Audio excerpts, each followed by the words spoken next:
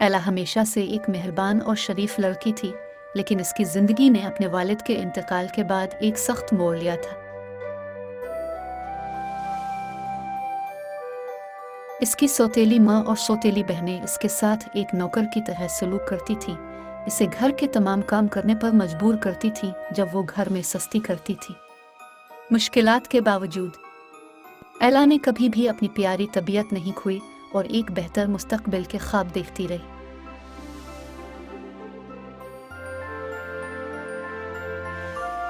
एक दिन पूरी ममलकत में एक शाही ऐलान का ऐलान किया गया। वली अहद एक दुल्हन की तलाश में था और तमाम अहल ख्वातीन को महल में एक अजीम अलशान गेंद में मदऊ कर रहा था।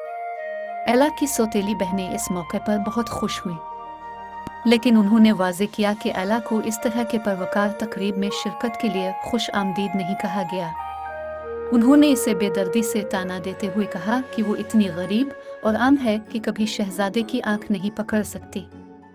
एला का दिल टूटा हुआ था, लेकिन वो शहजादे से मिलने के इम्कान का ख्वाब देखकर मदद नहीं कर सकती थी। वो अपनी दुखी जिंदगी से बचना चाहती थी, चाहे सिर्फ एक जादुई रात के लिए। जब वो किचन में बैठी फर्श साफ कर रही थी, अचानक एक पेय की गार्ड मदर उसके सामने नमूदार हुई।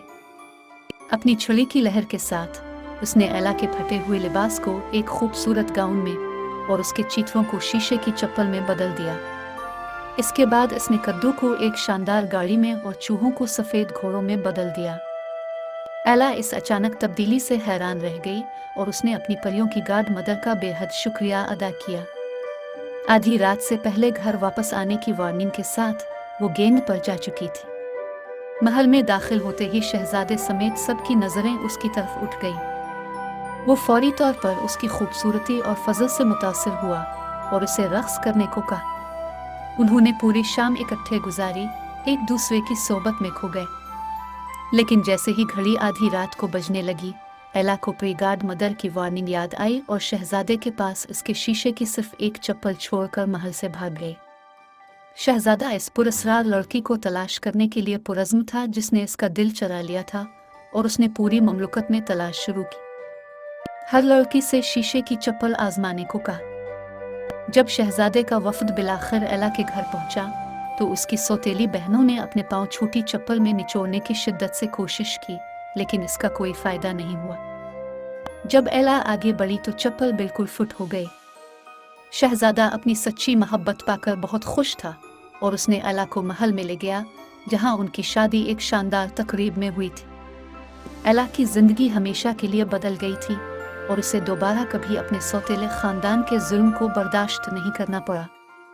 वो और शहजादा खुश व खुर्रम रहते थे, बादशाही पर रहम और शफकत के साथ हुकूमत करते थे और इस जादुई रात को कभी नहीं भूलते थे जिसने उन्हें इकट्ठा किया था। और जहाँ तक इसकी सौतेली बहनों और सौतेली माँ का ताल्लुक है, उन्होंने सीखा कि हकीकी खूबसूरती अंदर से आती है और वो अपने माजी के अमाल से आजिज हो गए।